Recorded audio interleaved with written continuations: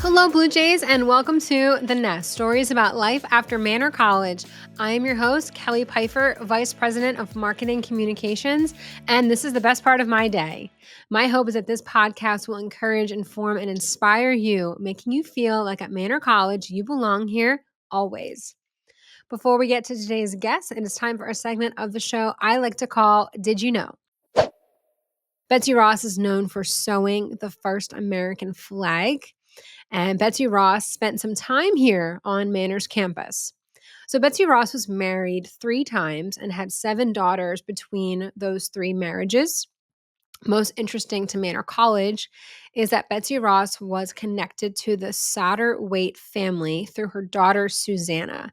Susanna married William Satterwhite, and the Satterwhite's property stood on where the future of the mother house for the Sisters of St. Basil the Great would eventually be. A mother house is essentially like the convent of where the sisters live. So Betsy Ross lived with her married daughter, Susanna, right here in Jenkintown in what we call the Yellow House. The Yellow House is still a current standing building today. It is just a few hundred feet away from where I'm sitting. It's on the sisters' property. The Yellow House is where Manor College initially started in 1947 with 11 students taking classes right in that Yellow House. So back to Betsy Ross. In 1827, when Betsy Ross was 75 years old, she moved in with her daughter Susanna in this Yellow House. And it is believed that Betsy Ross spent the remainder of her life here in Jenkintown in the Yellow House. She passed at the age of 84 in 1836. So there you go. Manor College has some connection to an American icon. Pretty cool. Philly fans, get ready. Join Manor College Alumni and Friends Night at Citizens Bank Park. July 19th, Saturday night, 2025. We are cheering on the Phillies against the Los Angeles Angels. Plus, kids 14 and under get a free Brandon Marsh jersey giveaway. All friends and family of Manor College are invited. Get your tickets at manor.edu/alumni/Phillies. Go Phils. Today we have a truly special guest. We are thrilled to welcome Hatboro, PA native, having attended Upper Moreland High School before coming to Manor College. Our guest today earned an Associate of Science degree in Business Medical Secretarial from Manor in 1987 after transferring from a community college. While at Manor, they were an active member of the Pacers Club. After graduating, they continued their education at Gwynedd Mercy University, and today they are the proud executive director of the St. Raymond Nonnatus Foundation. Please give a warm welcome to Ann DeSantis. Hi, Ann. Hi, Kelly. It's great to be here with you. Thank you for inviting me. Well, thank you for being with us. It's always good to see you and to talk to you and kind of hear about what's going on in your life. You're always pretty busy and doing a lot of different things. So it's good to hear that we'll hear about that a little bit later on. But can you start me off with how did you first find Manor College? How did you hear about it? I have to give my mother the credit. She was the one that told me about Manor. As you said during the intro, I was attending a community college in the area, and I was thinking about transferring because I was basically wanting to get into a different career aside from what I had originally started the community college for. And so that's how it all came about. I love that. Give mom the credit. That's Mhm. awesome. It's so funny. The more alumni I talk to, the more that that similar story comes up. A lot of moms, particularly, are really influential in the college search and the college decision. So shout out to all the moms out there who are kind of helping their kids find their way. So what was it like being a Manor student, and kind of take us back? What were you involved with? Can you explain what the Pacers Club was?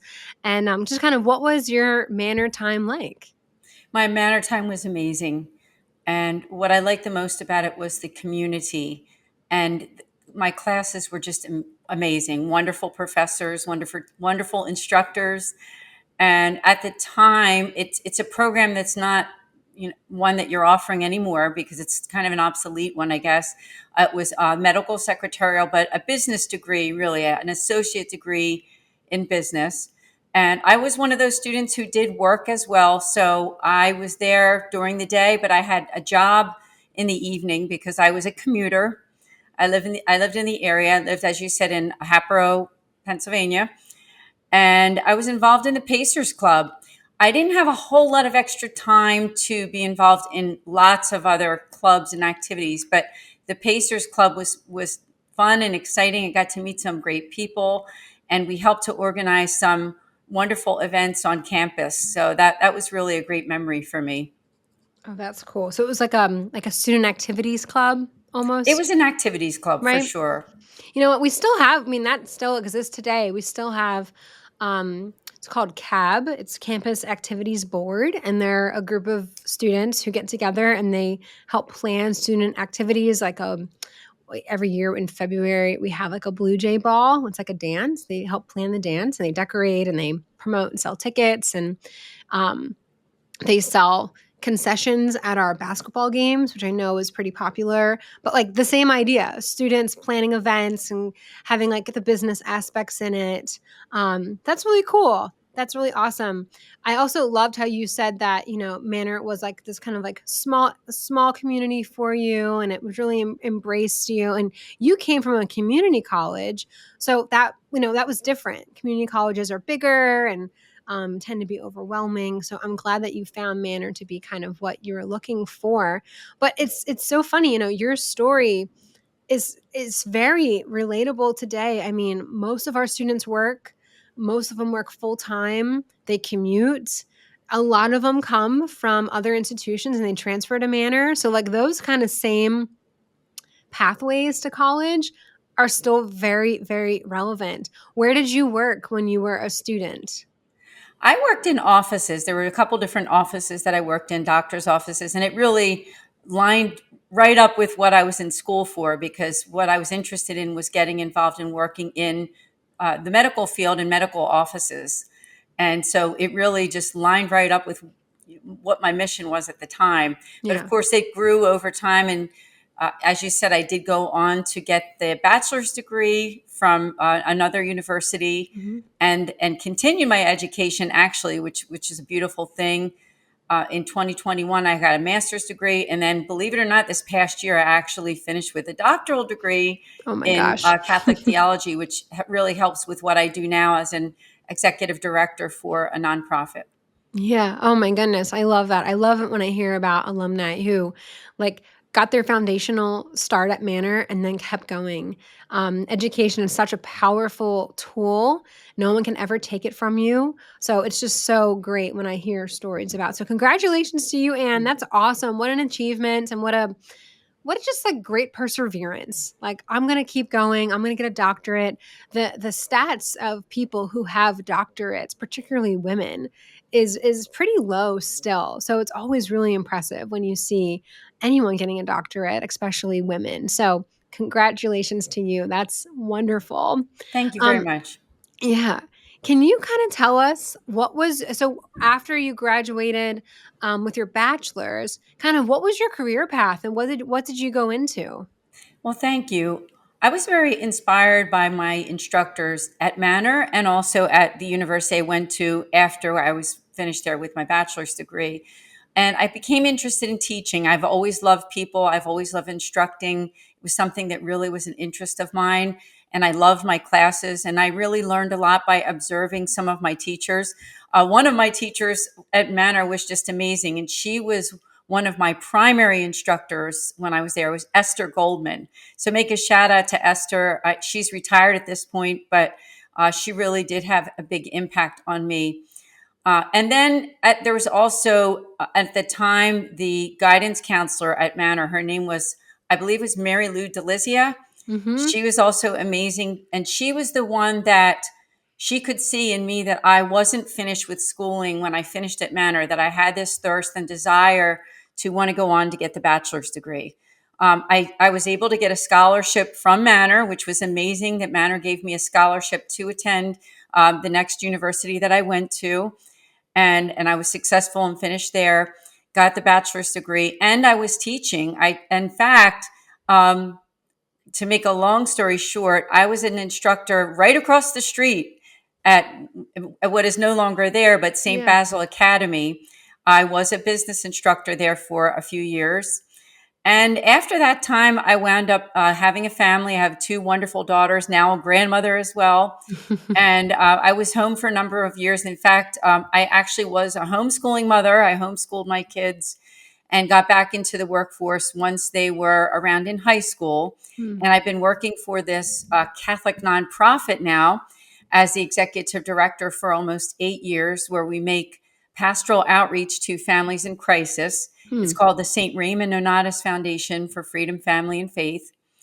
And so that's what I've been doing over the years, over these last 8 years or more, Hmm. involved in that nonprofit world and doing some other things too, because I'm actually a Catholic author and speaker. I'm with the Catholic Speakers Organization. I've written some books, in fact. If anyone wants to learn about some of the books that I've written, you can just go to my website. It's andesantis.com. Learn a little bit more about what I've done in addition to working for the nonprofit. Oh wow. Well, thank you so much for what a rich description of you and your career. And I mean, what great, like, the word that comes to mind was service. Like, what great service to your community, to your family. I mean, staying home and being a working, a homeschool mom, and that is service all over the place. And then getting back into the career field, working at a nonprofit, helping pastors, helping families in crisis. I mean, that it's so wonderful to hear that you're just giving back in so many ways. And I think that's really encouraging and inspiring. Can you tell me a little bit about the foundation and what are maybe some of the things that you would like to share about it, or what's maybe some projects you're currently working on right now?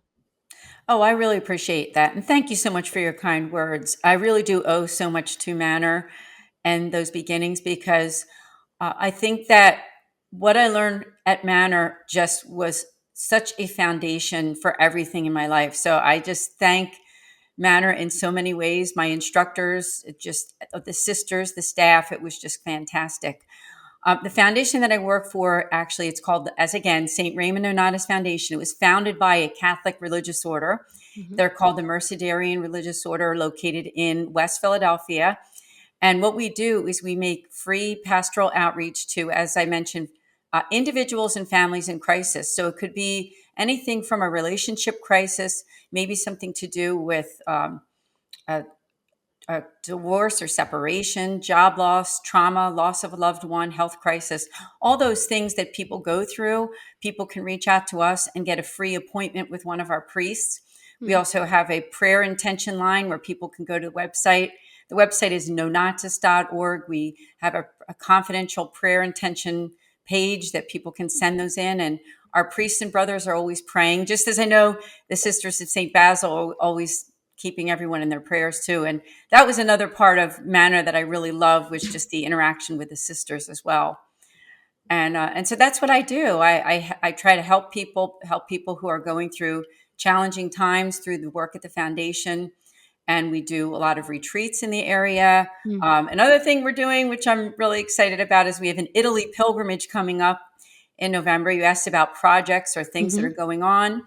That's an exciting thing that we're doing at the end of this year, November 3rd to 13th. Somebody wants to learn about that, it's on my website, andesantis.com, or the other website that I just mentioned, nonnatus.org. Thanks for asking.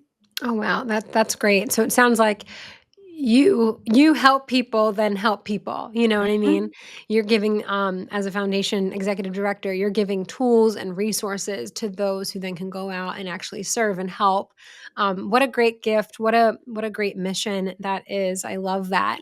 A question that I've been asking our guests as of lately is asking for them to, like, debunk a myth or a misconception about something that they're involved with. And I think for you, a good one might be like, what is a myth or misconception about people of the Catholic faith, and something that you want to debunk that maybe people assume is true, but you are someone who obviously knows the Catholic faith very, very well, that you can kind of debunk for us. Well, let's look at what the word Catholic means. It means universal. And the Catholic faith is concerned for not just Catholics, for everyone. So those prayer requests that we get, could be for anybody that's watching or listening right now. We care. As we know, I mean, we just lost Pope Francis, but we have new Pope, Pope Leo the 14th. Already, I'm just very excited about his charism and what he offers. And Pope Francis was also wonderful. So many of us just love him and miss him. But I think Pope Leo the 14th is also doing an amazing job so far. I mean, he's brand new. We're getting to know him day by day. But just keep in mind, that the church is there for the world, the human family. We're all part of the human family. I think the Sisters of St. Basil, the way that they open their doors in a way of offering education in the community, both at the college level and when St. Basil Academy was in existence for so many years. It was amazing for me to be involved in working there, and also a graduate of Manor. I'm just so proud of both, and looking forward to the future. And also just I love to continue to tell people about Manor and what Manor has done for me in my life. And thank the Sisters of St. Basil, which actually they really did help me in so many ways, even with my faith as well. So grateful to them. Yeah. Oh, that's great. I love kind of the idea of like it's part of the human family. It's Hmm. universal. It's not just for quote unquote Catholics. It's Yeah, for everybody. absolutely. Is there any plans in any of your works to meet Pope Leo the 14th? Is that going to happen at some point, do you think, or not sure? Well, you're giving me a chance to say this publicly. I want Oh, to meet Pope Leo the 14th. I'd okay. absolutely love to. The good news is when we go to Italy at the end of this year, November 3rd to 13th, through Trinity Tour Travels, by the way, if you want to look that up, we will be in the Wednesday audience of Pope Leo the 14th, meaning that every Wednesday the Pope has an audience where people can go and get a blessing, listen to his homily. Mm-hmm. So I think that, or whatever he's offering that day, he gives a speech in front of thousands of people. So really looking forward to that. And I won't be meeting him in person, but I sure hope I do someday. It would be a wonderful experience. Oh yeah, and he's got some Philadelphia roots that Yeah. everyone knows, being a Villanova guy. So it's really cool, Hmm. really cool. I hope that happens for you, Anne, and certainly we'll be following along closely if and when it does. I just want to touch on, you talked about you taught over at St. Basil's Academy, which Hmm. every day, our campus sits directly across the street from it, and every day they're getting construction.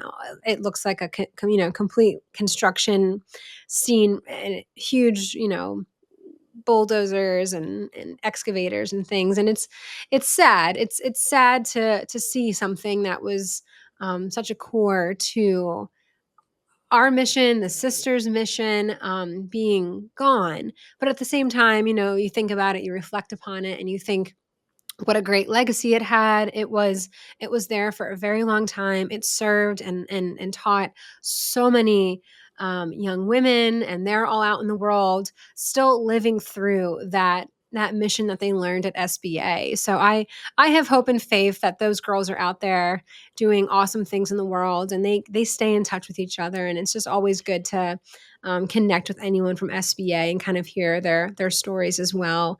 And then, it is also good to know that the sisters are going to be okay because they're able to sell, part of their property, and that's going to drive their mission longer and forward, and they're going to be okay because of that. So that does give me some peace when we're seeing, buildings being bulldozed, and they took out all their beautiful cherry. You said cherry blossoms lining this entire walkway, and they pulled those out. It's like one of the first things they did, and a bunch of us were out there watching it and taking pictures, and it was sad. It was really sad. Oh, I understand. And in fact, I want to make a shout out for anybody who might be watching. I'm still connected with quite a few of my students when I was Mm. there on Facebook. And that's a real joy to Hmm. watch them and see them grow over the years. And there is a Facebook group too for those who attended. I'm part of that group, even though Yeah. I wasn't a student. But I'll tell you, when you're a teacher there, you get that experience, a full experience of the school and the close knit, celebrating our faith together. It was just Yeah. a absolutely fantastic experience for me. I will never forget.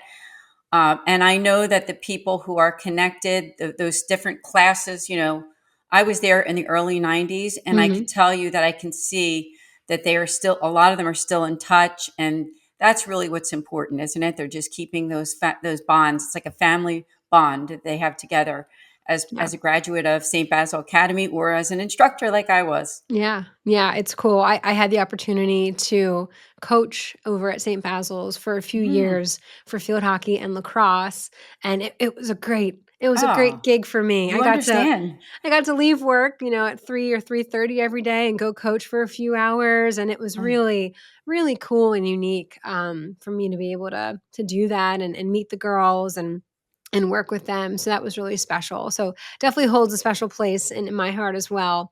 Um, and I guess I want to ask you, what advice would you have for college students of today who are, maybe hopefully they're at Manor or maybe they're high school students thinking about college and where they should go.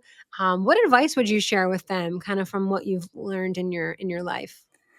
well, from what I've learned in my life is that it's not where you start, it's where you end. But that start that I had at Manor really contributed to where I am today.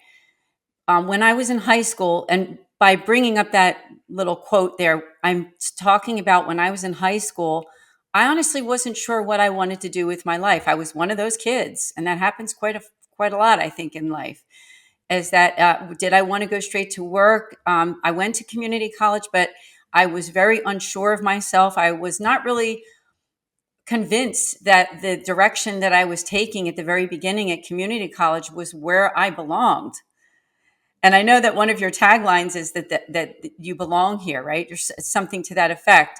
And that is exactly what Manor did for me. It really gave me that foundation, as I used that word before, because like I said, it's not where you start, it's where you end. When I was in high school, I didn't know where I was going. And I never would have guessed that decades later that I'd be where I am today, that I'd finish a THD, the doctoral degree in theology, and doing what I'm doing now, and being an author and a speaker, and being able to help people the way that I do through this Catholic nonprofit that I work for. I never would have dreamed that. So I would just say that Manor is a wonderful place to start to give you that foundation. And gosh, you just never know where you'll end up, meaning in terms of following whatever God's will is for your life, because he has good plans for all of us, and that's for sure. And I never would have guessed that at the very beginning, but it's not just for me, it's for everyone. So I think Manor is just an amazing institution that I highly recommend to anyone, both inside this greater Philadelphia area and even those who are watching this podcast who don't live in the area. Come to Pennsylvania, come to the Philadelphia area. It's a great place. Manor is a wonderful institution, and I think you'll be very happy with your decision. Well, thank you for the shameless plug. I appreciate it. Um, but I think 100%. what you said about it's like it's not where you start, it's where you end. But like Mm-hmm. kind of tying that back to but your foundation is still like your base, your root. You build off of your foundation. So it's really important to have a strong foundation and one that can help guide and direct you to where you want to go. Something that as we're talking and I'm hearing your story and you and I have chatted quite a bit before, so I'm familiar with it. But when I think about you, I think about service. I think about and how like you are a global like person. You are a global you have a global reach. I feel like someone I don't think like, you're just helping like a neighborhood or an area. You are touching people all over the world. And I think that's really, really cool, but it ties back to our mission. And this is kind of what I want to hit on. In our mission, we say that we provide personalized education, and then that education is going to foster a commitment to a peaceful world and empower students to develop as individuals and as a global citizen. Like those are exact words. I'm going off memory here, but that's pretty much what it says. And I feel like that's Anne. That's you. Thank you. So thank you so much for being just a true testament to what we're trying to do here at Manor, and a true testament to our mission, and finding people that you can help and serve through your ministries and through your work, and being really dedicated to that. It's really inspiring. Well, Kelly, I have to say you're inspiring to me as well with the work that you do at Manor. And also, just as a human being, a mom raising three kids, just a great person to know. I'm so glad to know you, and also the connection that we have through the place that we love so much, right? Manor College. Yeah, I know. It's a great place. And thank you, Anne, for being with us today. It's truly been a joy and a blessing to talk to you. And I wish you nothing but the best. And as we like to say to our alumni, you belong here always. So thank you, Anne, so much. Thank you. And to everyone, God bless you and wish you the best with your future endeavors. Thank you for tuning in today. If you like what you heard, listen and subscribe on Spotify or YouTube, and stay up to date with all new episodes by following Manor College on Instagram at Manor College. And that's a wrap on another episode of The Nest, stories about life after Manor College. Remember, Blue Jays, you belong here always.